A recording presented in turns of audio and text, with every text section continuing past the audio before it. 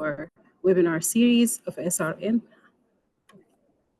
Hello, everyone, Hello. and welcome to Giovanni. Can you just mute yourself, please? You can introduce yourself in the chat. Thank you. Hello, everyone. Good morning, good afternoon, and good evening from where you are joining us. Today, our session will be with Dr. Carlos and Brady, and we will be talking about the risk of assessment.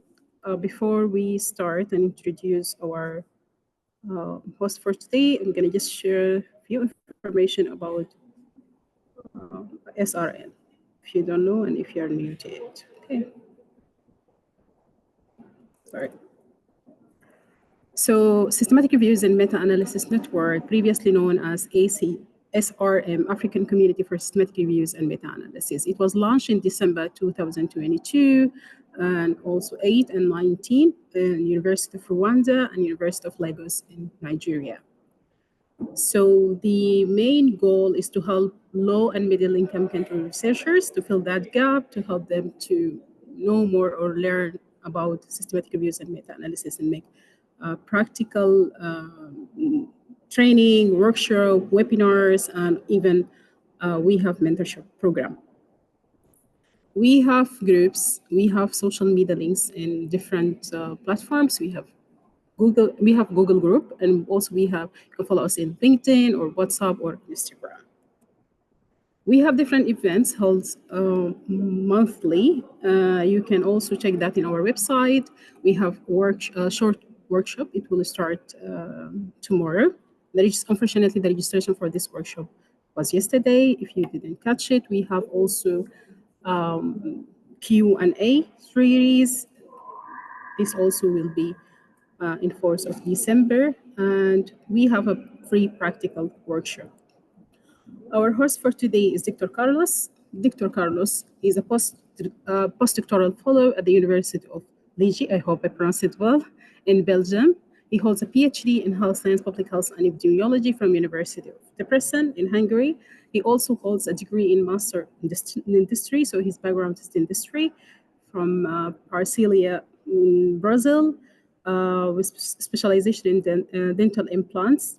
And also he's currently working as a researcher at the Ministry of Health in Brazil. He is, let's say, a good researcher. He published peer-reviewed papers in Scopus Index and different good journals. He has experience in systematic reviews. He serves as also a good trainer. He teach master students. He teach researchers from different area in the world, and also he teach PhD students. So I would like just to recommend from you to try to learn more from him and also to ask questions at the end of this session. And as just one rule in the session, kindly mute yourself during the session. If you have any question, you can type it in the chat. We will address all the questions at the end of the session, or you can raise your hand at the end of the session.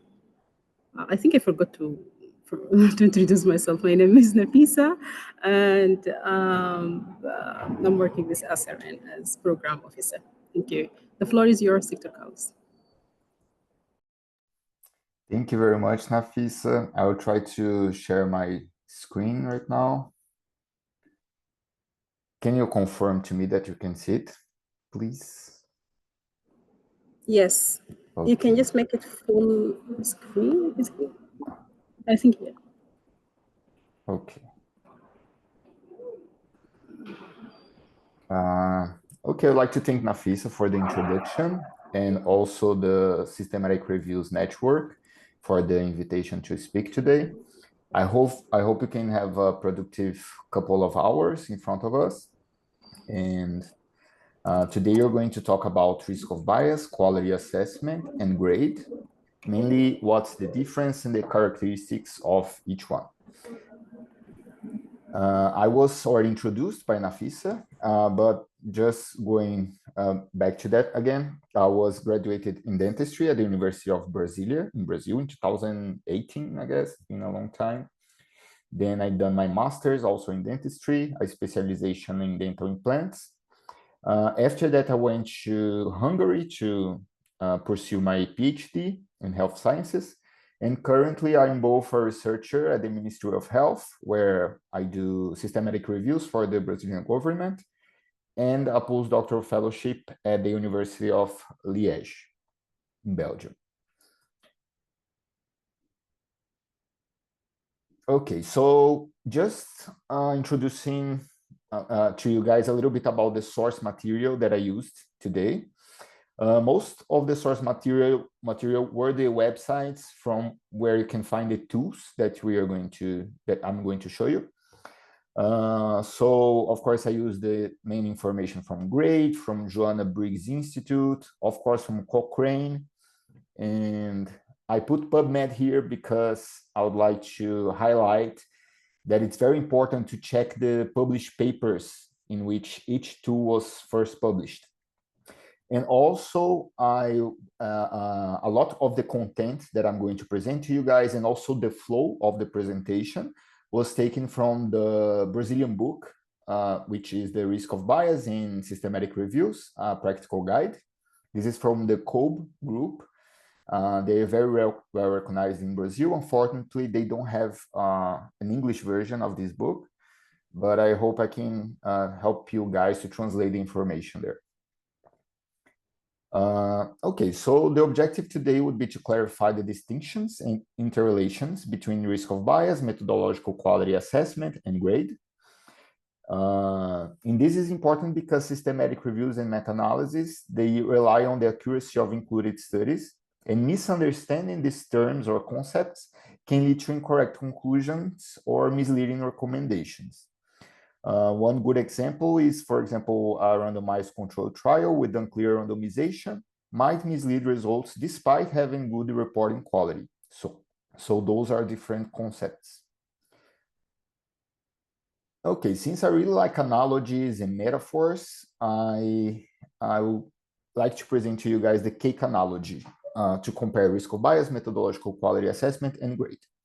So for example, if you're going to first bake a cake for the first time, you need to be sure that the ingredients will be fresh and uncontaminated.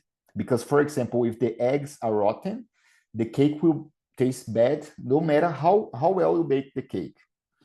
The methodological quality, it's like asking a question, did the baker follow the recipe carefully? So they followed all the steps, they mixed correctly, they used the right temperature in the oven. So all of those questions should be important in this case. And the grade is let's say the final taste and the final look of the cake, if it's consistent. For example, if you need to repeat the recipe, will it taste the same? Will it look the same? If you need to send this recipe to a friend, they will be able to reproduce this in the same way. So these are the questions that we should make. But first we need to I need to present to you some concepts, some basic concepts that we're going to use today. First of them being bias, which is a systematic error that can be introduced at any stage of a study, leading to distortions in the results. And also it threatens the internal validity. Generally, this error is unintentional, and it might be related to impossibility of a practical solution. But also it can be some errors from the design or the researcher's failure to recognize the error. The internal validity is a little bit different. This is the degree of confidence that a study's conclusions are valid for the sample studied.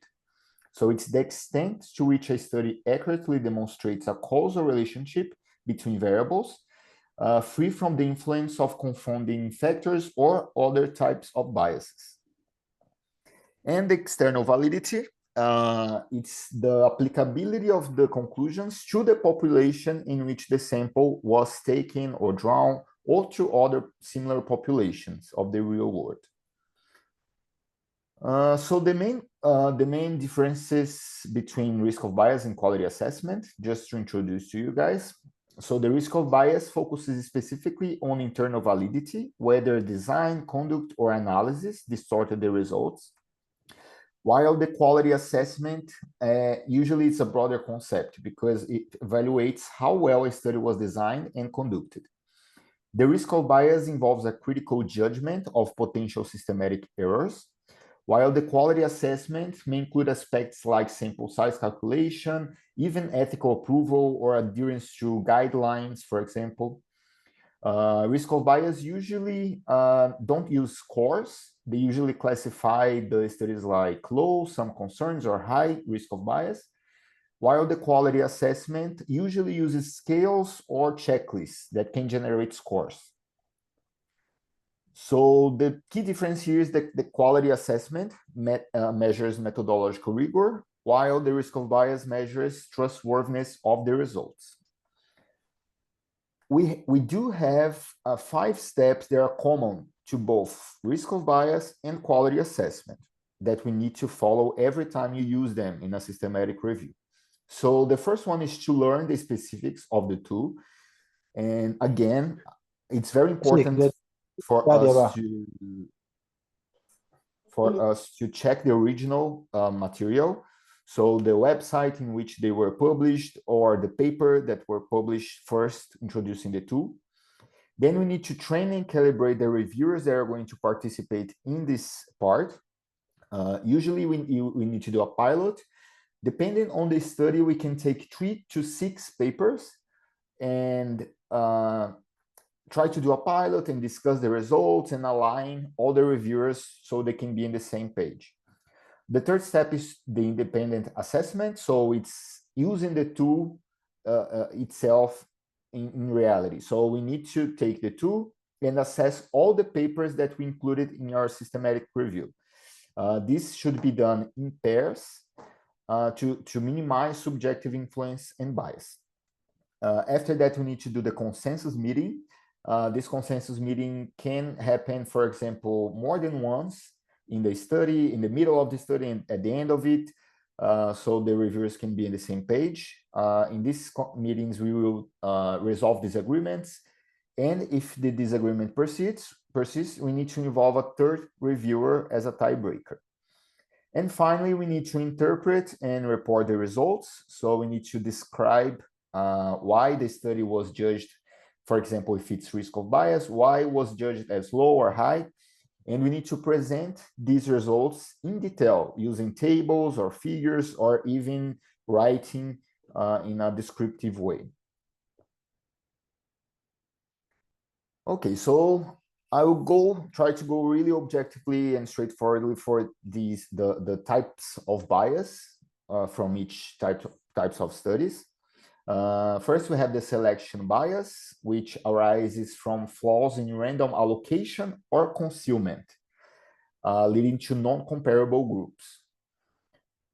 Then you have the performance bias, which occurs when researchers apply different care or treatments to groups. Usually this happens because of a lack of blinding, and this is for randomized clinical trials or controlled trials.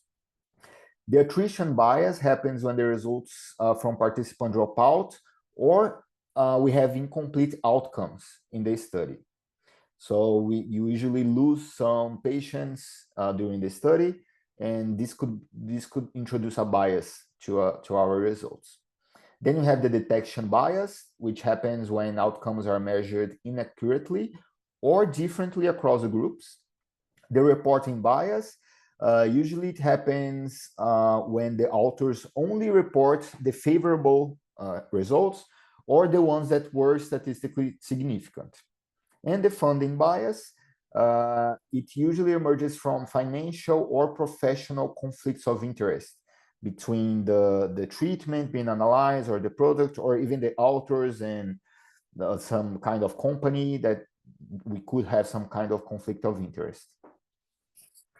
For non-randomized studies of interventions, we have similar types of bias, but we have less bias because in this case, it's non-randomized. So the first one is the confounding bias, which occurs when external factors influence both the intervention and the outcome, which could distort the causal effect.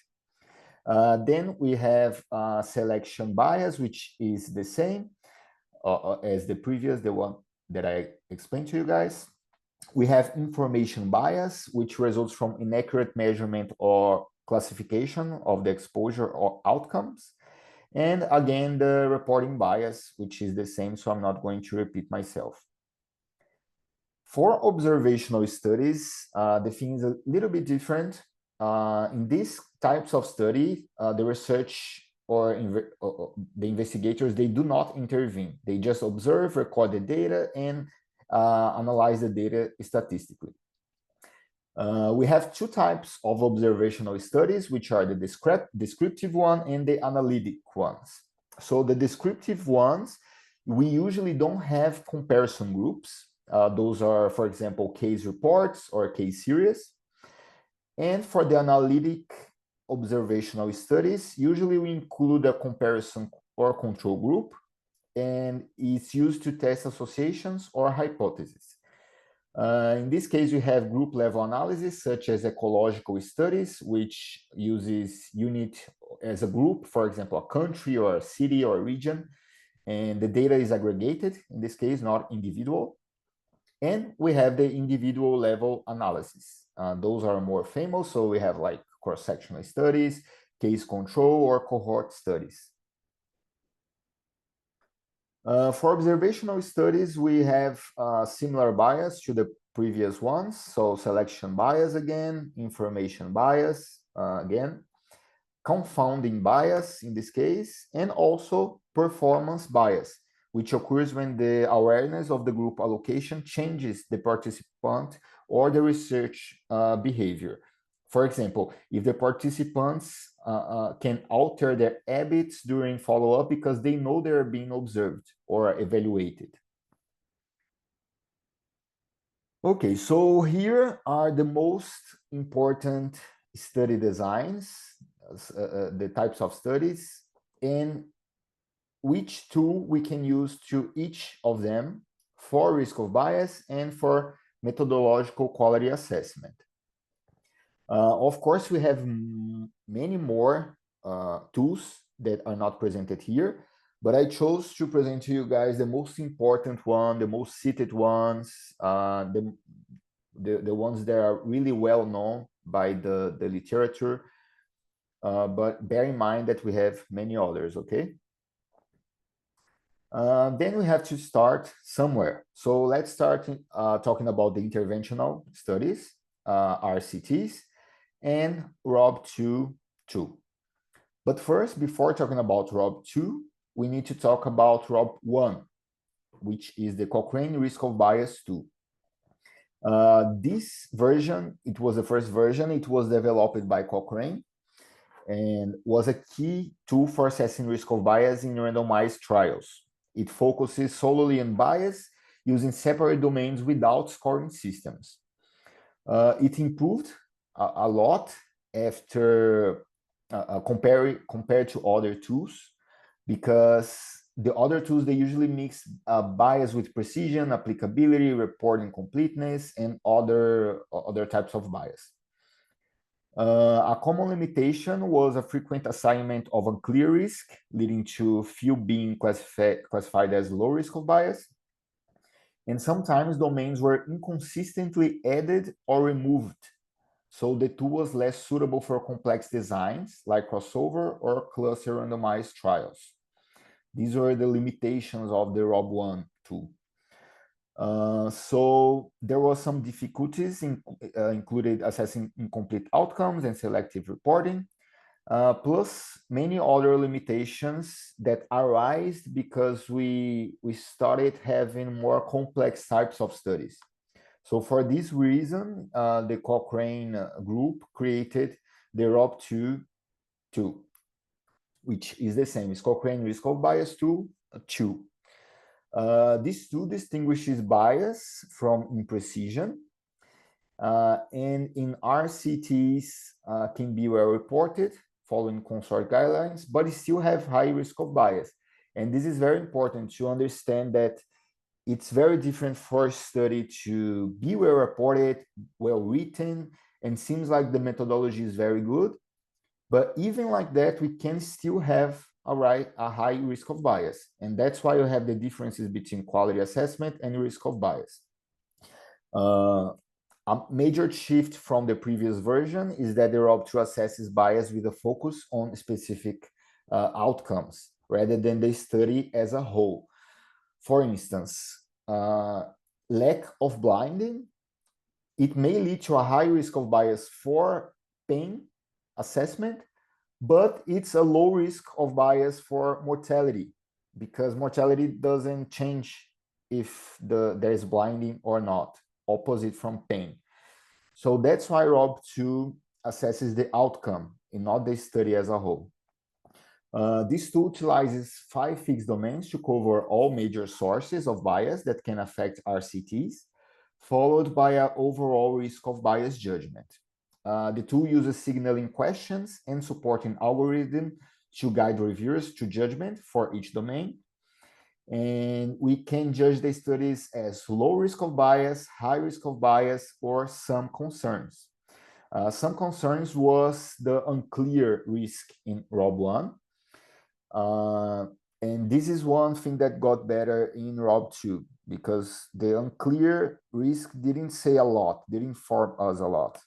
But some concerns, you can explain better that there are some points that need to improve.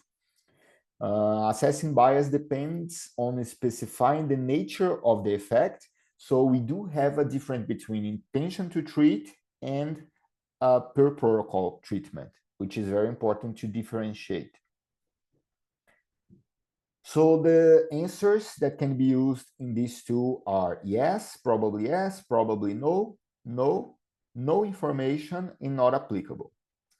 The overall risk of bias for a specific result is determined based on the combination of the 5 domains. So the low risk of bias happens when all 5 domains are judged as having low risk of bias. If one of the domains is judged to have some concerns, with no domains classified as high risk of bias, they are some concern. The final overall is some concerns. And if one or more domains are judged as high risk of bias, or multiple domains are classified as having some concerns, then the study is classified as high risk of bias. The results of ROB2 assessment should be reported narratively and typically illustrated using graphical displays, such as traffic lights or weighted bar graphs. These are the two most used forms of presenting ROB2 results. And they are usually done in the Review Manager software, where you put all the studies, you put all the questions and also the answers. And then it's going to generate the first image, which is a percentage of which study received each classification according to each question. And the second figure is more detailed, I would say, because you can see each domain for each study and each question. So it's a little bit more detailed, but usually studies present both of them. So it's important to know that the worst domain, it's always the overall one. And we cannot do like average scores in this case. We just take the worst one, and this is the overall. The focus is specific in the outcome, not in the study, as I said. And there's no numeric scoring in this case. Okay, so let's take a quick look at the ROB2 tool. This is the PDF that Cochrane shares with us so we can use in our studies. We first have an introduction, and then we need to choose between intention to treat or per protocol. We do have some questions here, and then we start with the domains. So the first domain, it's about a randomization process.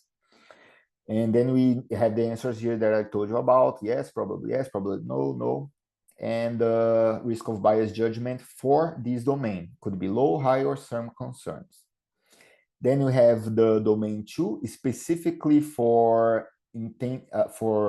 effect of assignment to intervention. Then we have another domain 2, which is for adhering to intervention, which is a little bit different. Domain 3 is for missing outcome. And domain 4, which is the last one, measuring the outcome. Oh, sorry, domain 5, which is the last one, for reported results. And then we have the overall risk of bias, which is based on all the previous ones. As I told you guys, it's very important to check the original document or the publication that firstly presented the tool. In this case, the Cochrane group, they developed this really detailed guidance tool so we can check everything about the tool, how to use it, how to judge, what is the criteria, and every single detail that you need to know before using it. Okay, now that we talked about risk of bias of RCTs, let's talk about methodological quality assessment for RCTs. And the first tool that we can use in this case is the JADAD tool. The JADAD scale, it was developed in 1996 at the University of Oxford. JADAD, it's not an abbreviation for anything, it's just the last name of the author who first published this scale. It originated as a tool for assessing methodological quality of RCTs, specifically for pain assessment. But then it was all the groups started to using this for other outcomes. And right now you can use JADAD scale for every systematic reviews of RCTs. It is highly cited and frequently used instrument within the scientific community due to its perceived ease of application and interpretation. I'm going to show you guys the tool and you're going to see that it's really easy and straightforward. This scale uses 5 questions in which you can respond in a binary way. So yes or no. When you respond as yes, you get 1 point for that domain or question. And when it's no, it's 0 points. And those are used to evaluate 3 specific methodological domains, which are randomization, blinding, and reporting of participant losses or dropouts. The points can be added or subtracted if the reported method for randomization or blinding is considered inadequate or incorrect. The total score ranges from 0 to 5. And the studies scoring 3 to 5 are categorized as high methodological quality, while the 0 to 2 points indicate low methodological quality. Despite its widespread use, a notable limitation of the JADAD scale is that it does not evaluate allocation concealment, which is a crucial element for assessing potential bias in randomized controlled trials. And the results of JADAD scale assessment can be presented in an additional column within the main descriptive table, or in a different way that I'm going to show you guys. Okay, so this is the way that it's usually presented. So the first column here is each study included in the systematic review.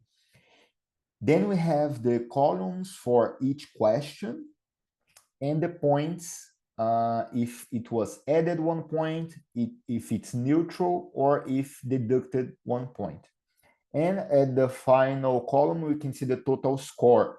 So differently from the risk of bias assessment, in this case, we have a score. So we have a score from 0 to 5, 5 being the high methodological quality. This is a quick and simple checklist, mainly for RCTs. It focuses on reporting quality, and it doesn't have a deep bias analysis. It's very easy to use, but it's limited because, for example, studies that are really well written, maybe they indicate a high quality assessment, but they can be really biased. So we need to take this into account. So checking the JADAD scale, it's very short, it's just 1 page long. First, we have some short explanation. It says that it should not take more than 10 minutes to to use the assessment tool, that there are no right or wrong answers, and that yes answers it's equal to 1 point and no to 0. Here we have the 3 dimensions, and each dimension we have the questions. Okay. Then you're going to add points or deduct points, or you just don't add any point. And here we have the total JEDA score, which is from 0 to 5, and some guidelines for assessment. So it's very straightforward.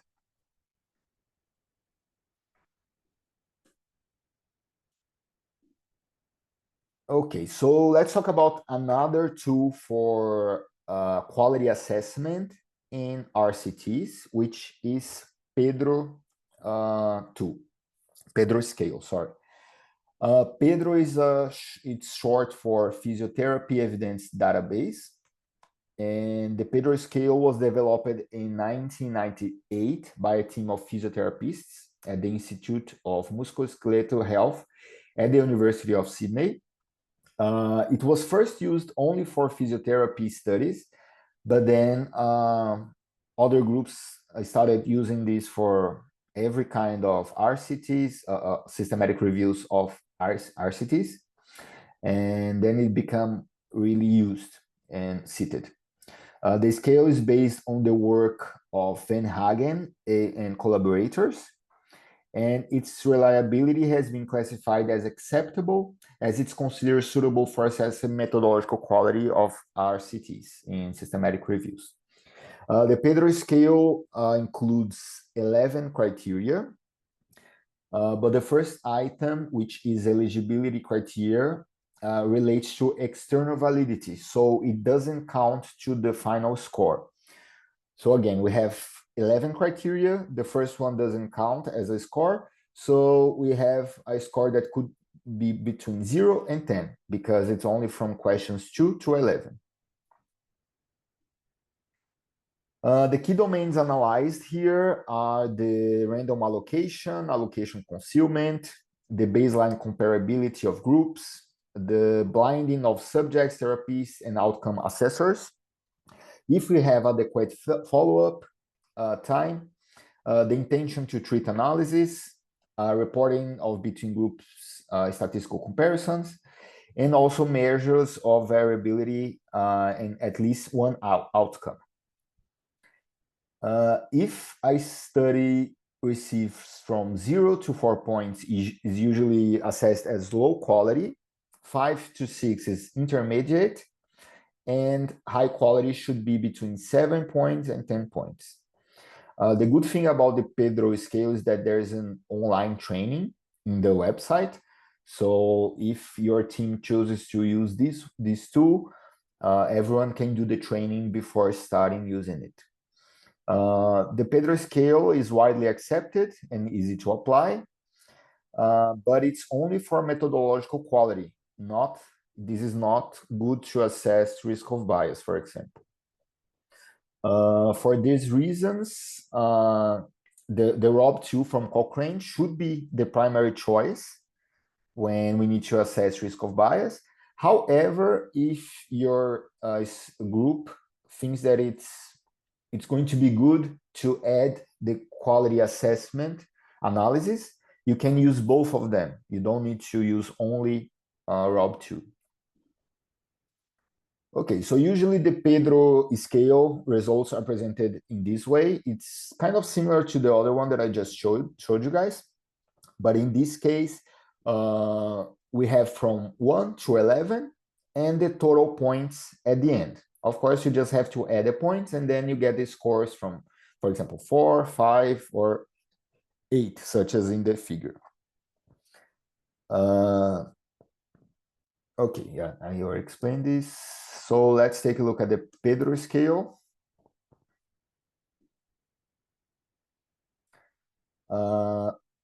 Again, it's very short, such as most of the checklists for quality assessment. Here we have the 11 questions. We only have 2 options, yes or no. And that's why in the figure that I showed you guys, it's like an X when you have a yes question, for example. And then if it's a yes, you need to write why you chose this answer or where in the text it's explaining about this. Then you have some information about the tool and also the explanation for each criterion. So it's very straightforward, it's very self-explanatory and very objective, such as most of the checklists for these studies. Okay, now we finished the randomized controlled trials tools, and now we need to talk about the non-randomized studies of intervention. And for this, we use Robbins I2. Robbins is short for risk of bias in non-randomized studies of interventions. It was designed specifically to assess these types of studies, okay? But why sometimes we don't do, why sometimes you choose to do non-randomized studies instead of randomized ones? And we need to say that sometimes it's not feasible to do RCTs due to ethical, financial, or practical constraints. And for this reason, sometimes you need to choose other types of studies. So Robbins I was created through expert consensus, drawing on prior experience with tools such as ROB1. And the tool is specific for estimating the effectiveness of an intervention that did not use randomization. Although it can be applied to designs like case control, cross-sectional, and time series, its detailed guidance is specifically tailored for cohort type designs where individuals receiving different interventions are followed over time. Meaning that sometimes this tool is used for observational studies, but we do have some questions that are really specific for interventional studies. Okay. So the reviewers must first establish the details of this ideal RCT. So every time that you're going to use Robbins I, during the first step of the discussions, the authors should idealize how a RCT would be drawn if they could do one. So they need to think about the population, the experimental intervention, the comparator, and the outcomes. So then they can decide what the questions will look for in each domain. So if a non-randomized study is judged to have a low risk of bias using Robbins I, it is considered comparable to a well-executed randomized controlled trial. And this distinction is critical.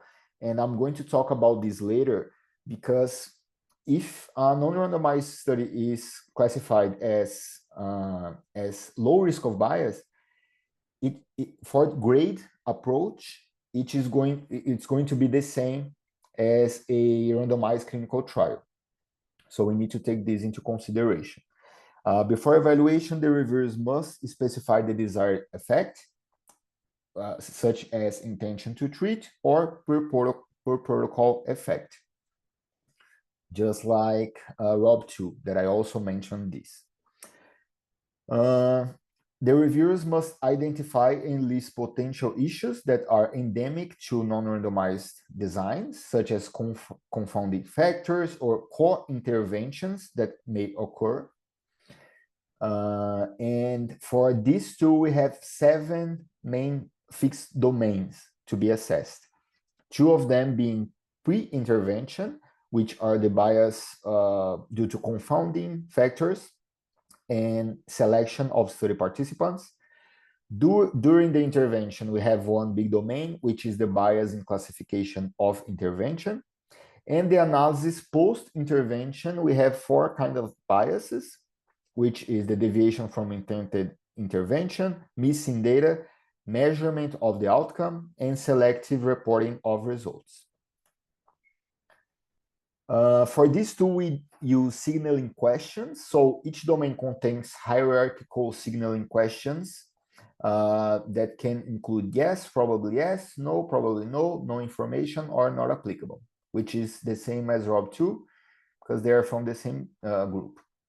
The judgment for each domain is based in categories. So the final judgment could be low, moderate, serious, or critical. And these judgments assess the potential gravity of bias and its consequences for a specific outcome. The overall risk of bias for a specific outcome is based on the highest risk assigned across the 7 domains. So, for instance, if one domain is classified as a critical risk of bias, then it doesn't matter what the other domains say, the overall judgment is going to be critical because this is the worst outcome, let's say. These are 2 ways that we can present the Robbins I tool. The first figure is more detailed or more descriptive. Here we put the overall judgment in each column for each study, which are the roles. And then we put the reasoning. So in this case, we put the comment explaining why the study was classified as serious or low risk of bias. And we do have a more objective way of presenting the results, which is putting each domain as columns and the classification for each one, and then the overall judgment at the final column. One way that I really like to use, and I think it's much better, because nowadays the studies are each time more complex and they include many outcomes. So it's really difficult for us to find a systematic review, for example, that analyzes only one outcome. You know, usually okay, sometimes we do analyze one outcome, but then we have secondary outcomes. And the risk of bias tools, they are usually used for the outcomes, not for the study as a whole. So if you're presenting your results in this way, you can present each column. You can present, for example, more than one column for each domain, and each column will be the outcome. So different outcomes, usually they have different assessments. So I guess this is the best way of presenting results when you have more than one outcome. Okay, so it's important to differentiate Robbins I because we have a version 1 and a version 2. The most used one, of course, is the Robbins version 2 because it's an improved version, let's say. The Robbins I version 1 was created in 2016, and it was very criticized for being complex, subjective, and inconsistent. And it relied too much in the assessor judgments. So this might be a problem sometimes. So the Robbins I version 2 introduced explicit algorithms that map answers to risk of bias judgments, improving transparency and reproducibility. The version 2 refines signaling questions and answers options.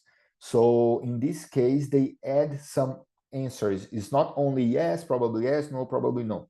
They also added strong yes, weak yes, strong no, and weak no.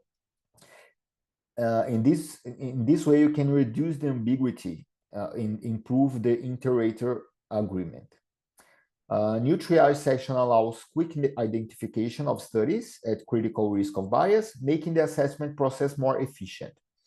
Also, the bias domains are reorganized and expanded, addressing new issues such as immortal time bias and clarifying differences between intention to treat and per protocol effects. The Robbins I version 2 enhances clarity, usability, consistency, and let's say that it's an improved version that should be used nowadays. Okay, so let's focus on the Robbins I version 2 only. I'm not going to show you guys the first one. Here we have the 7 domains and a short introduction about the tool. Then we have some the judgments. So the low, moderate, serious, or critical, and it explains each one of them. And then we have the tool itself. So first we have an introduction for you to characterize the study that you're going to assess. And then we have the actual questions for assessing the risk of bias. You can see that it's very detailed, and every single part they explain in detail how to use it and what it means each term. Again, here you have to decide the effect of interest that you're going to analyze, if it's intention to treat or per protocol. And down here, we have the risk of bias assessment. So here we have each one of the signaling questions. We have the answer possibilities. In this case, you can see that they added weak no or strong no. So this is much better to have clear results. And also, this is another good thing about the version 2, it's that they have this kind of algorithms that they call, because it's like a map that tells you where to go if the previous answer was yes, no, probably yes, probably no.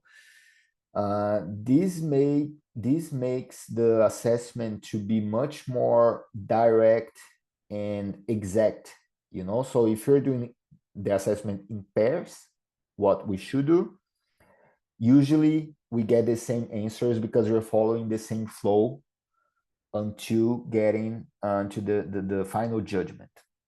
So this is a good thing about the version 2. Okay, I'm not going to show everything, but you can see that it's very detailed. So it's very, very easy to understand it. Okay, now we talked about non-randomized studies of intervention. So let's talk about diagnostic systematic reviews. For diagnostic accuracy studies, we use QUADAS tool. QUADAS is short for Quality Assessment of Diagnostic Accuracy Studies. The original QUADAS tool was developed after a Delphi procedure involving experts and was based on prior systematic reviews of diagnostic accuracy studies. The feedback from the users and also Cochrane collaboration suggested improvements. And because of that, they created the QUADAS 2 tool. It was a refined version of the original tool, which integrates new evidence on source of bias and variation in diagnostic accuracy studies. A key decision in the new version was to separate quality into risk of bias and applicability concerns. So this was very important for QUADAS 2 too, because nowadays we need to differentiate the tools that are made for quality assessment and the ones that are for risk of bias. So it's very important for us to understand the differences here. And the QUADAS 2 is classified as risk of bias too. Okay, so the structure and domains of QUADAS 2, it's composed of 4 domains, which are evaluated for risk of bias. And for 3 of those domains, we can also assess the applicability concerns. So here we have the patient selection, index test, which I didn't talk about before, I guess. The index test, this domain evaluates if the conduct or interpretation of the index test could introduce bias. It also assesses if the test methods align with the review question. Then we have the reference standard, which is the gold standard. So the control test, let's say. We need to analyze if it could introduce bias to a study. And then flow and timing, it's the last domain of this tool, and it assesses the patient flow through the study and the timing of the test, addressing potential biases such as inappropriate intervals between the index test and the reference standard, and whether all participants received the same reference standard and if they were all included in the final analysis. So these are the 4 domains. For QUADES 2, we have signaling questions. So we can answer as yes, no, or unclear. The risk of bias for each domain is judged as low, high, or unclear. If all signaling questions are yes, the domain is judged as low risk of bias. The concerns about applicability are judged as low, high, or uncertain. And this judgment determines if the study's patient population, index test, or gold reference standard differs significantly from what is specified in the first review question in the protocol. The overall judgment of low risk of bias or low concern regarding applicability, which are different. I'm going to show you guys why this is different. But the low risk is considered appropriate only if all the domains are classified as low. Because if one or more domains are classified as high or uncertain, the overall judgment may be high risk of bias or high applicability concerns. So the QUADES 2 is the recommended tool regardless of the specific study design included. So if you decided that you're going to do a systematic review of diagnostic accuracy tests, studies, it doesn't matter if you include, for example, cohort, case controls, or RCTs, you need to use the same tool, which is QUADES 2 for all of them. So QUADES 2 is for diagnostic accuracy systematic reviews, regardless of the types of study that you're including in your systematic review. The results are usually reported in narrative descriptions or tables or figures. Okay, so this figure right here, this is something that you can do in the QUADES 2 website, where you put all the information, all the studies that you included, all the assessments, and then it's going to generate this table with colors, with the judgment, and also another figure with the percentages of each one of the 4 domains. Down here in these 2 figures, again, it's made in Review Manager software. I already showed you guys some of those before. And the upper right figure, it's more like a manual work. So you can do this yourself in Excel, for example. This one is just the domain 1, but includes all the questions and all the answers. So usually if you're going to use this format, the table is going to be very long because you're putting all the questions here and all the domains. Okay, so taking a look at the QUADES 2 tool, it's very short. It's only 3 pages long. First, of course, you put the review question and all the information about your study. And then we have the domains and the questions. So for each domain, for example, this one is patient selection. We have first risk of bias, and then we have a separate analysis for concerns regarding applicability. So at the end of the analysis, we will have risk of bias judgment and also concerns regarding applicability judgment.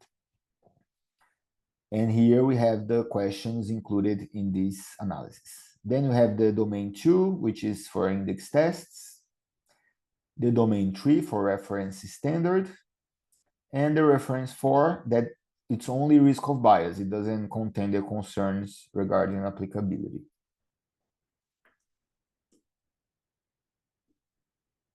Okay, since we already talked about diagnostic systematic reviews, let's talk about prognosis reviews. For those, we need to use the QIPS tool. QIPS, it's an abbreviation of Quality in Prognosis Studies.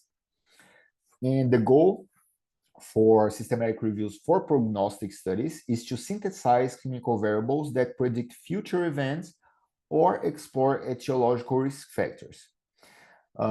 Because these types of studies very complex in a methodological way, and it lacks a standardization in evaluating the outcomes. This tool was developed by a working group of epidemiologists and statisticians to standardize and improve bias analysis. QUIPS tool was based on a prior identification of 6 potential sources of bias in prognostic research, which then formed the 6 main domains of the study.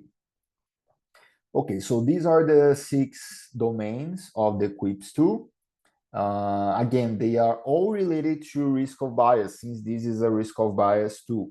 So each one of the 6 domains is based in a risk in a type of bias.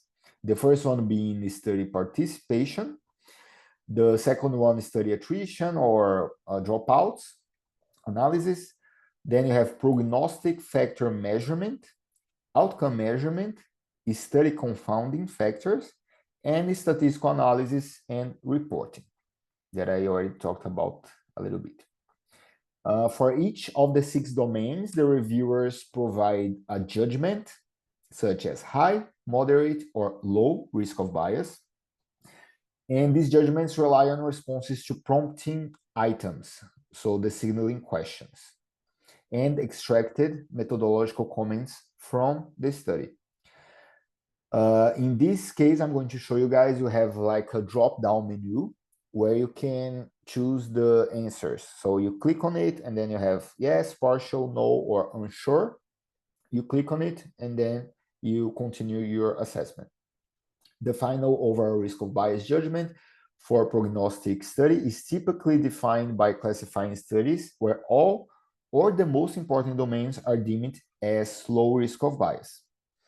The source material for QUIPS 2 advises against using summed scores or fixed cutoff points for determining the overall quality, such as we use, for example, in quality assessment tools in which we have scores and we add the points. This is not really recommended to be used in QUIPS 2. No limitation of the QUIPS 2 is that many prompting items relate strongly to the completeness of reporting rather than strictly to inherited methodological flaws, which can limit the accurate judgment of bias in poorly reported studies. This is a way of presenting the results. I'm not going over this again because it's very similar to what I showed you guys before.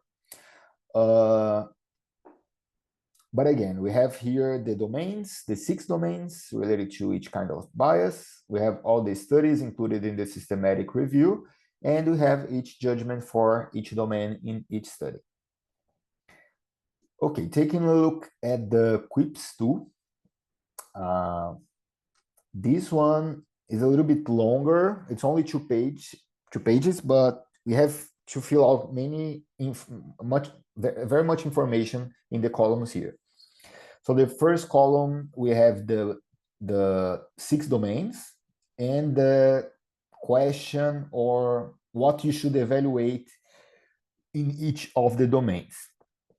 The second column, it's the explanation of what you should consider when using this tool or the questions. Then we have a column for comments or the part of the study that is reporting what you are analyzing. You should just copy and paste or write a comment here. Then we have the rating here. So we should click on each one of these blue cells, and then we'll have options such as yes, partial, no, or unsure. And then we go to the last column where we should click here on the green cell, and then we are going to find the possibilities as high, moderate, or low risk of bias. Then you have to fill everything and you get your overall assessment. Okay, so we already talked about many types of studies. Now we need to talk about observational studies and what tools we should use for them. Here I'm going to present only methodological quality assessment tools for observational studies because they are the preferred ones to be used for these types of studies, not risk of bias. The first one is the Newcastle-Ottawa scale, or NOS2. And this one is used for observational studies, mostly for cohort and case control studies.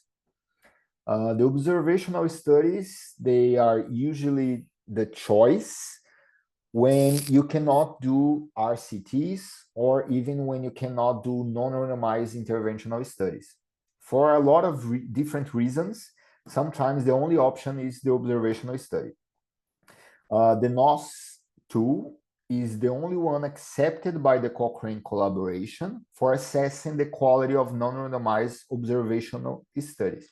And this is very important because Cochrane collaboration is the major group that we think when we are considering using a tool for risk of bias. And if Cochrane accepted the NOS2 for methodological quality assessment of observational studies, it means a lot in the academic community. This tool resulted from a collaboration between the universities of Newcastle and Ottawa. That's why it has this name. And the design focused on incorporating methodological quality assessment into the interpretation of meta-analysis results.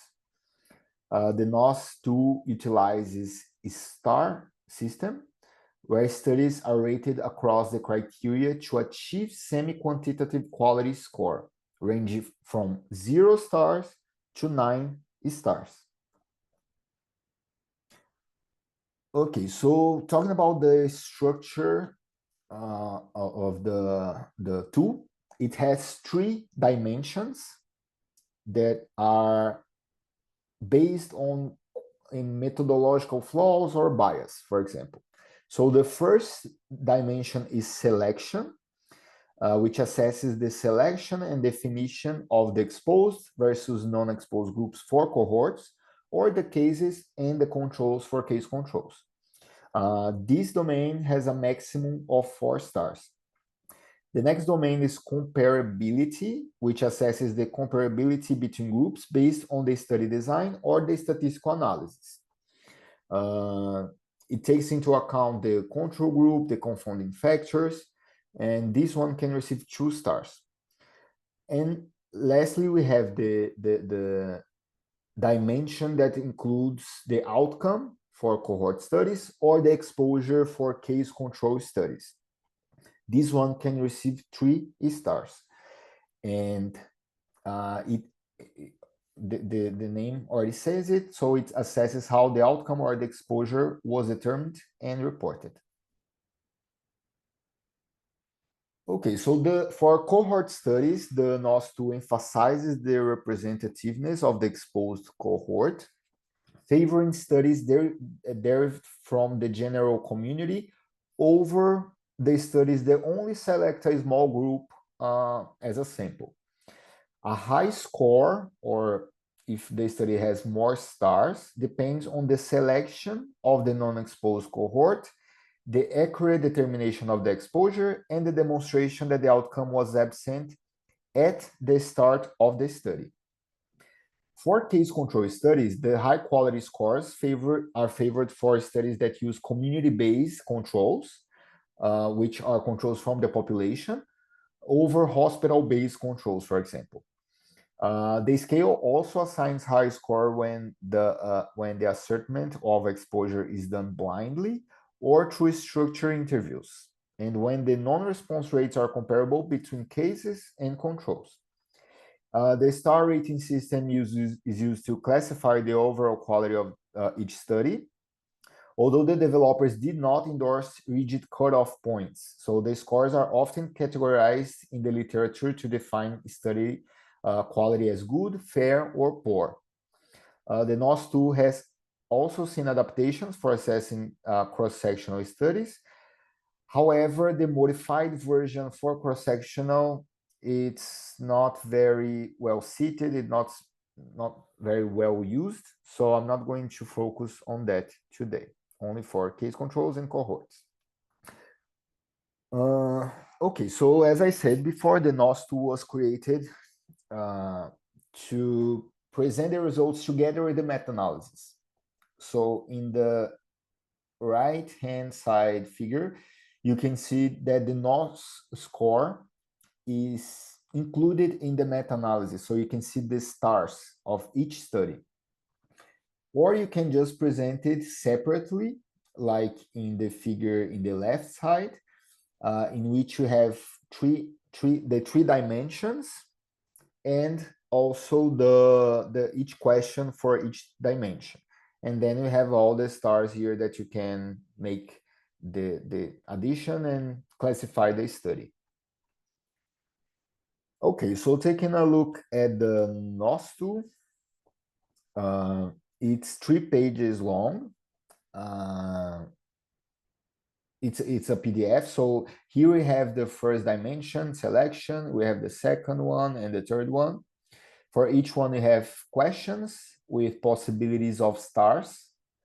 So if you respond to this one, for example, you get a star. If you respond to if the reply is the other ones, you don't get any stars for the study.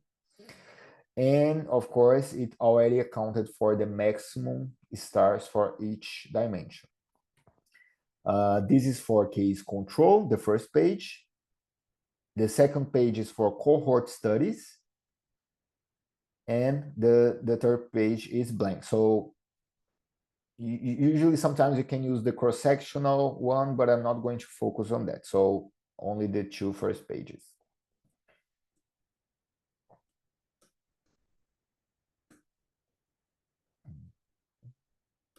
Sorry, is it here? Okay, so now that we talked about the NOS tool, let's talk about Joanna Briggs Institute, Critical Appraisal Tools. This one is, let's say, my preferred one. It's the one that I use the most. And it's the one that includes more tools in all of them. And I'm going to show you guys what I meant by that. So the Joanna Briggs Institute are designed to determine the extent to which a study has addressed the possibility of bias in its design, conduct, and analysis. These are checklists, such as many other methodological quality assessment tools. There are checklists. And the responses to their questions are typically yes, no, unclear, or not applicable. Sorry, Dr. Carlos. Yes, a Yeah. sec. It's just, I want to tell the participant that our session is extended by 30 minutes. I mentioned that in the chat for those who didn't see it. So we have like 17 minutes left to the session to end, and then we have 10 minutes for the questions. Thank you. Okay. Okay, so the Joanna Briggs Institute tools for cohort studies, they have 11 questions, which are based in different kinds of methodological flaws or biases. I'm not going over to each one of them, but they have many types of analysis of groups or follow-up, of statistical analysis, of exposure measurement, of outcome measurement. So they cover a lot. Then we have a similar tool for case control studies, but this one includes 10 questions. Again, they're very similar, but they have some differences between, for this one, we need questions specifically for case control groups. We do have a critical appraisal tool for cross-sectional studies, which includes 8 questions. Again, they are similar, but specific for cross-sectional studies.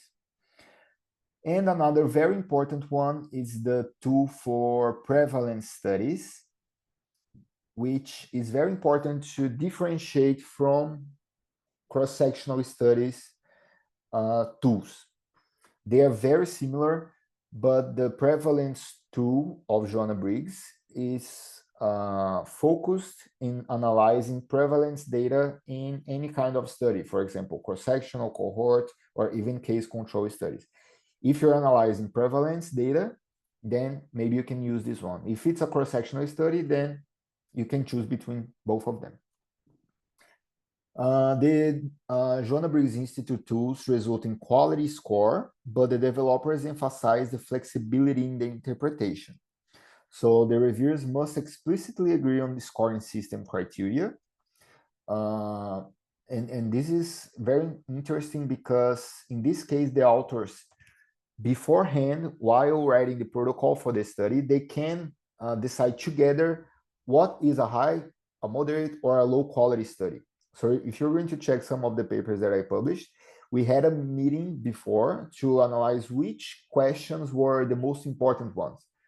And then in which situation the study would be classified as high, moderate, or low quality.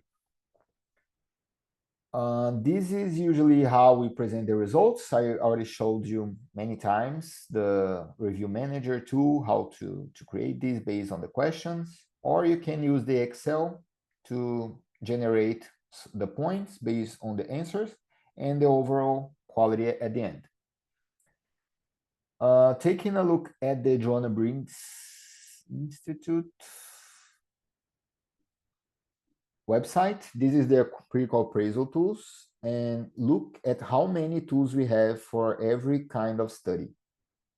It's a lot. You have, for example, for systematic reviews, for randomized controlled trials, everything. However, we need to differentiate risk of bias from methodological quality assessment. And for example, the tool for randomized clinical trials is actually a risk of bias tool, not a methodological quality assessment tool. And such as the ROB2 tool, it analyzes each outcome differently and separately, and it assesses internal validity. So if you think that this tool might be better than ROB2, you can use this one for risk of bias, okay?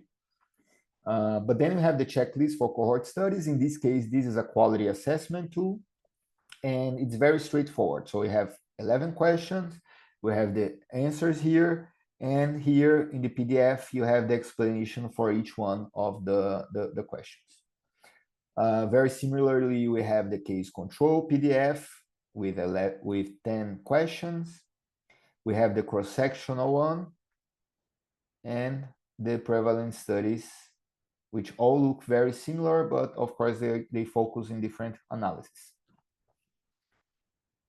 Okay, so now we are completing our view of everything. We do have risk of bias tool for overviews, which is ROBIS, and methodological quality assessment tool for overviews, which is AMSTAR 2. I'm not going over them. We're just focusing in primary studies, okay? But it's important for you guys to know that we do have tools for systematic reviews of systematic reviews, okay? And for example, AMSTAR 2, it's a checklist that you can use before writing the protocol of your systematic review. So you can be sure that your systematic review will have high quality in the methodology, okay? In some journals, even use AMSTAR 2 to evaluate systematic reviews that are submitted for publications, okay? Now we're going through the grade assessment. I'm not going to focus that much because it's a very complex tool, but I guess you guys need to know the difference between grade and risk of bias and quality assessment. So grade means grading of recommendations, assessment, development, and evaluation approach. The grade was a framework first established by the grading working group of Cochrane to assess the certainty of evidence derived from systematic reviews. The levels here can be the levels here can be high certainty, moderate certainty, low certainty, and very low certainty.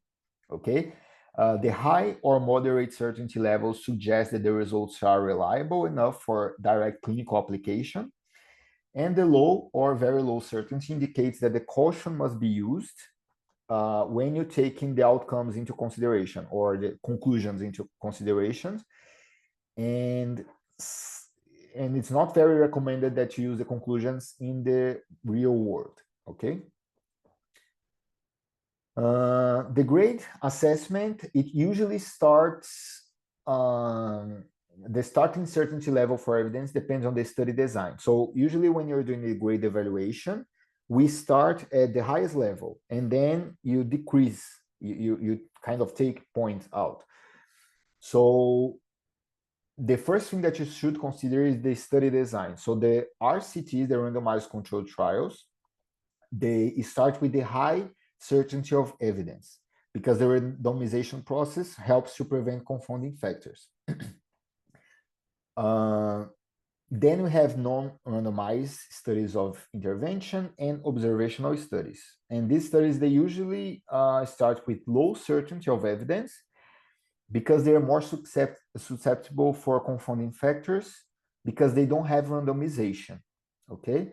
However, as I explained before, if a non-randomized study of intervention used Robbins I and the risk of bias was assessed as low, then it can start at the same level as a randomized controlled trial. That's why it's so important to do the risk of bias before grade, because in order to do the grade assessment, you're going to use a risk of bias assessment. So let's talk about the domains to downgrading certainty and to upgrading certainty, okay? So regardless of the starting point, the certainty of evidence can be re-evaluated or downgraded based on 5 domains, which are the risk of bias, inconsistency, indirect evidence, imprecision, and publication bias.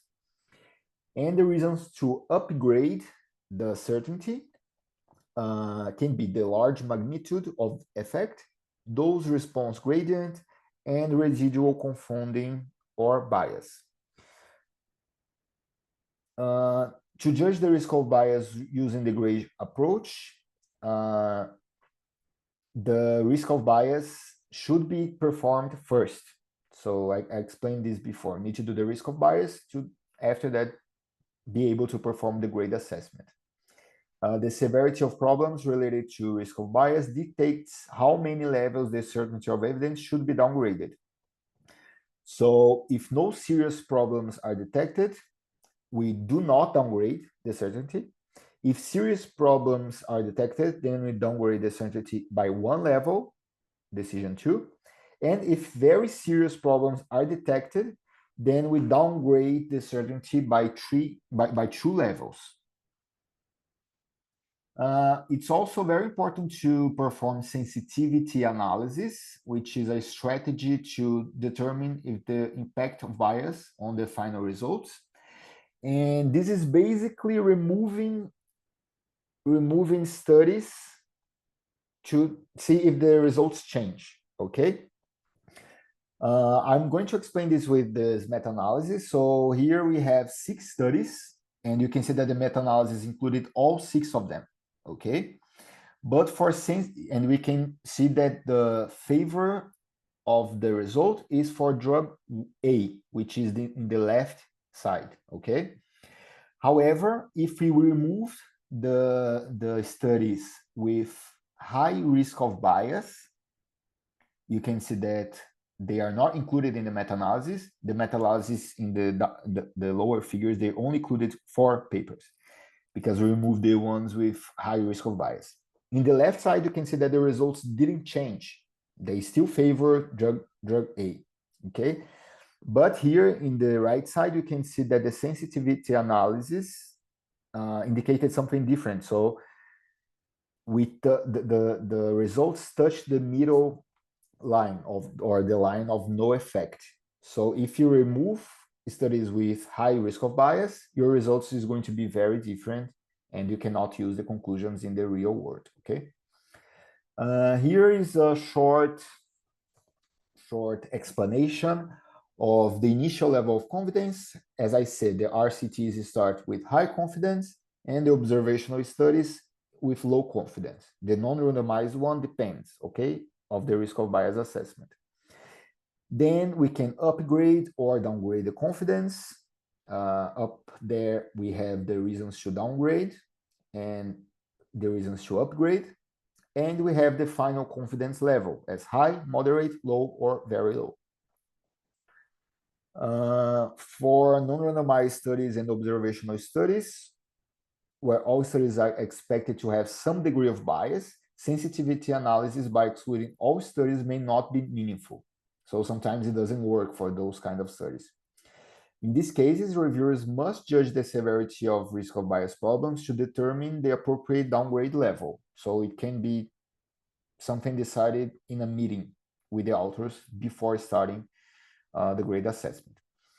So the grade approach provides a structured way to determine how much confidence can be placed in the evidence generated by a systematic review.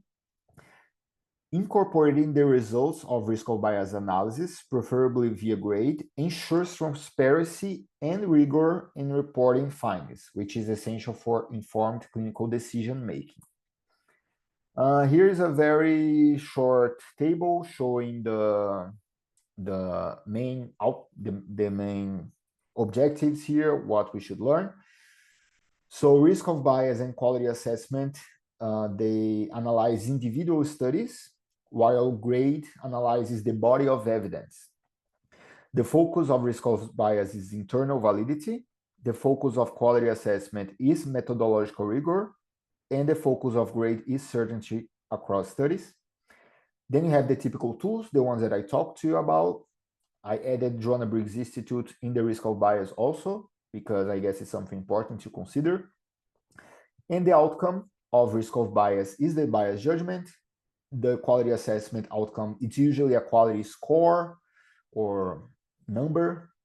And the grade is the certainty rating, okay? So it's very important for us to understand that risk of bias is different from quality score, that grade is different from methodological assessment tool, and they should work sequentially, okay? So first, in some cases, we can do the study quality assessment, then the risk of bias, and then use these results to do the grade assessment. Thank you. It was all for today, guys. Thank you very much for the attention. Do I need to stop sharing my screen maybe?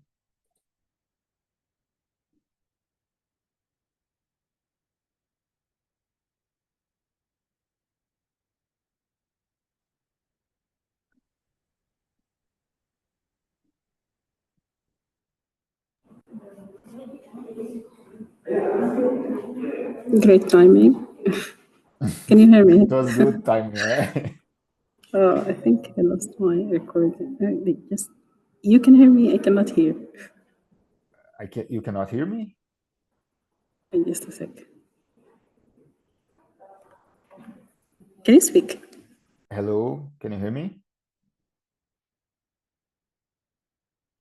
We can hear you, Dr. Hello? Carlos, and we can hear you, Nafisa. Nafisa, can you hear us? Yes, now I can hear you. Sorry. Thank you very much, Dr. Carlos, for this very rich, informative session. It really added a lot of information for me. For now, we will start the Q&A part. So if you have any question, you can raise your hand. And then we will substitute and check also the questions in the chat. We have Oscar. The mic is yours. You can unmute yourself. Good afternoon. My name is Oscar from Ghana. My question is based on my eligibility criteria, which I have downloaded the papers for systematic and meta-analysis. I realized that there was one. I guess your voice is freezing. I'm not sure if it's only for me. Very important to me because of the element in it. So I want to find out in such a study design, which is a mathematical modeling, what assessment tool. I didn't hear you properly. I'm not sure if the problem is me. Thank you very much. Over. Yeah, his voice is breaking. Actually, I couldn't hear him well as well. Can you, Oscar? Your voice is breaking. Could you repeat? Maybe you can Please? write the question. Oh, my question is, one of the papers that I've downloaded had mathematical modeling as the study design. And what assessment tool should I use in assessing the quality of the paper and then the bias of the paper? What is, in your example, what is the outcome that you're assessing? Well, it is actually a random, my paper, I'm actually doing a randomized control trials as my paper. And I'm looking at endemicity, which is looking at the prevalence of malaria across Africa countries. So it was there, I saw one paper, which was not even randomized control trial, nor even case control. But the content in it is very important to me, which was they use mathematical modeling to be able to come out with the prevalence from other studies. That is why I'm asking. Or should I drop that paper out of the rest and then focus on the rest? I need your advice on this. Okay. Yeah, so in regards to the quality assessment, usually in these cases, we need to take a tool that is specific for the methodology that you're using. However, since you are evaluating prevalence of something, then the Joanna Briggs Institute, maybe it's a good choice for you, because if your main outcome is prevalence, then they have the tool only for prevalence. It doesn't matter what is the study design, if it's mathematical methodology, or if it's cross-sectional or RCTs. If you want to evaluate prevalence, you can use these two for Joanna Briggs Institute, okay? And regarding the risk of bias, is a little bit difficult, because if you're including both interventional and non-interventional studies, then maybe you can use Robbins I, because you can use it for more types of studies. But this is something that you should discuss with your group, because if you want to focus in the outcome or in the methodology, But for now, I would suggest you guys use Joanna Briggs Institute for prevalence studies in the quality assessment, and for risk of bias, Robbins I.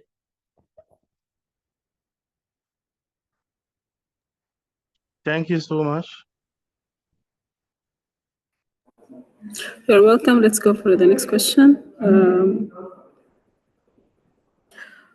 Someone of the participants is asking you to explain more on RCTs outside the medical field.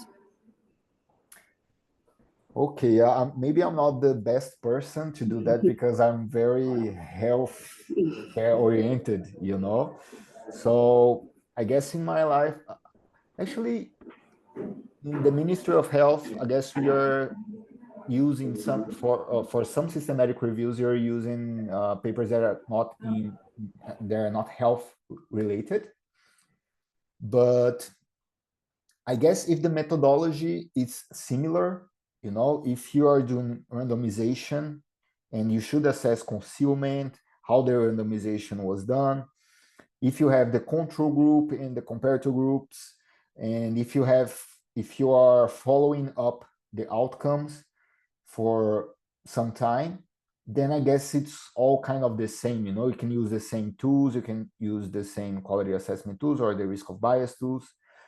But I will be honest with you, I'm not the best person to explain to you about RCTs outside of healthcare topics. All right, thank you. Let's go to the next question. When looking at risk of bias, take an example of a tool like JBI that uses question to assess the methodological limitations or strengths. I take most of this assessment to be subjective. Do you grade or sign the answers to the questions on the tool based on whether the individual studies answer to your objectives in the systematic review, or do you consider the objectives of the individual studies themselves? It's a bit long. Yeah, I'm reading this again.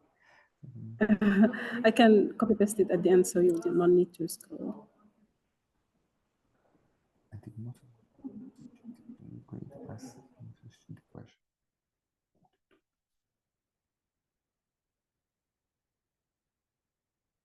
Yeah. So I guess I understood the question, and that's true. For example, the John and Briggs Institute methodological quality assessment tools, they are usually subjective, and this is because they are very broad, you know.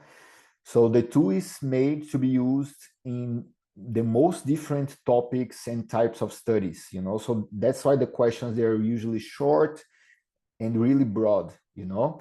However, if you take a look at the Joanna Briggs Institute risk of bias tool for randomized controlled trials, you're going to see that it's not that much subjective, you know. First of all, you have all the outcomes that you want to analyze, and you need to standardize the outcomes to your study, you know. So this is the first point. So it's very personalized to your study. And second, the question, we have more questions, and then the questions are a little bit more specific, you know. But to be honest with you, I guess the thing that I do the most is sitting down with my team before starting the protocol and deciding with them what each question means for our study, you know. So when we are doing the Joanna Briggs Institute critical appraisal tool, I don't just send the questions to them and each one of them just analyzes and send the results back to me. First, I write down what each question means in our specific study, in our outcome, in our exposure. And then we have the pilot. So we analyze a few papers together, we discuss it, we talk about disagreement, and then we can kind of personalize the tool for our study, you know? So you have this possibility. You don't have to be stuck in the subjective questions only. All right, thank you. We have two more questions. Is it possible to get the soft copies of these tools? Soft copies of the tools? Yes. Yeah, so the tools are available online, so in each website. But I can, about my presentation, I guess I can generate a PDF and share with everyone, or maybe with Nafisa, and then Nafisa will send to everyone who was here, right? Yes, that will be really But I helpful. can generate a PDF. But for the tools themselves, I guess it's better to go in the website, you know, for each one, because then you can download the PDF or even to do assessment in the website. And there you also find the publications related to the tool and also the documentation explaining each domain, you know. All right, let's go to the last question. For the Robbins tool, is it better to present my result in a figure or a table? Also, if most of my studies are rated as having a critical or serious risk of bias, will that affect the overall reliability of the systematic review's findings? Yeah, for the second question, the answer is yes. So the risk of bias assessment, it's meant to give you an answer about the overall quality of our systematic review. But let's not confuse the quality, the methodological quality of your systematic review with the risk of bias associated with your conclusions, okay? Because it's your responsibility to design a systematic review that is very well designed, that the methodology is very good, you know, that you follow all these steps. So it's going to be a very good systematic review. However, regardless of that, if you include studies that have critical risk of bias judgment, then unfortunately your conclusions will be biased or they are not really trustworthy, you know? So we need to take this into account. But I can say to you guys that your responsibility is doing a very good systematic review, you know, and you have tools for that. For example, Amstar 2, you can use it to understand what you should include in your systematic review or what steps are needed. However, there's nothing we can do about the studies that we are including. Maybe they're just not good enough, or they're biased, or the quality is not good. About the Robbins one, Robbins I2, is it better to present it in figure or table? As I said before, you have both ways of presenting Robin's Eye. I showed you guys the table, but the review manager also gives you the possibility of creating a very nice figure, you know. However, if you are having more than one outcome, which is usually the case, then it becomes really hard to present this as a figure, you know. So I would say that Robin's Eye, if you're having more than one outcome, I prefer to use the table, but it's up to the team, whatever you decide. Okay, since there's only one more question, I saw the facilitator doing the scoring on the template, and I think he called it a review manager. Please, if that are available online. Yeah, so the review manager is a software that is meant to help you with systematic reviews, you know. There are a lot of the steps of the systematic review that you can do in review manager. However, this is most used to generate figures and to do the meta-analysis. So I am not sure, and I am very sorry about that, guys, but I'm not sure if this is a free tool, but I guess it is. I guess you can go to the website, download it, and use it. And it's quite easy, you know. But I am sorry for not having this information right now. But I guess it's free and it's available for everyone. All right, by this we came up to the end of our session. So thank you very much for this very interesting session, Dr. Carlos. It was really, really, really insightful. For more questions, you can, if you are joining our groups, social media groups, you can ask your question there, and then we can forward it to Dr. Carlos. In the meantime, you can also check our upcoming events. We also share that in the chat. We just would like to have one group photo, if you can just open your camera. And we also want to take your permission. We will be sharing these photos in our platforms. If you don't mind, you can open your camera, but if you mind, you can keep it closed. Julia, if you're here, you can help me with taking the photos. Yes, I am. I'm here. I'm looking for smiles so I could take the photo. Thank you.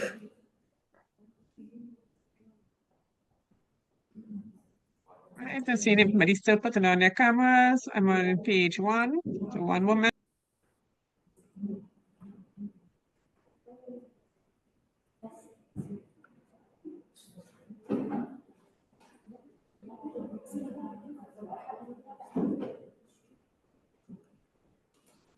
It's nice to finally see some faces, some real faces.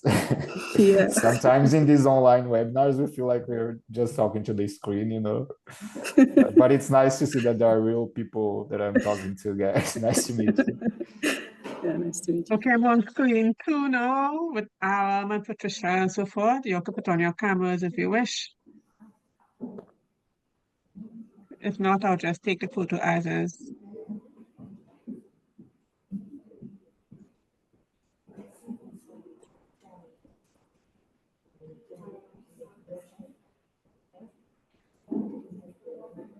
I'm on the screen 3 now.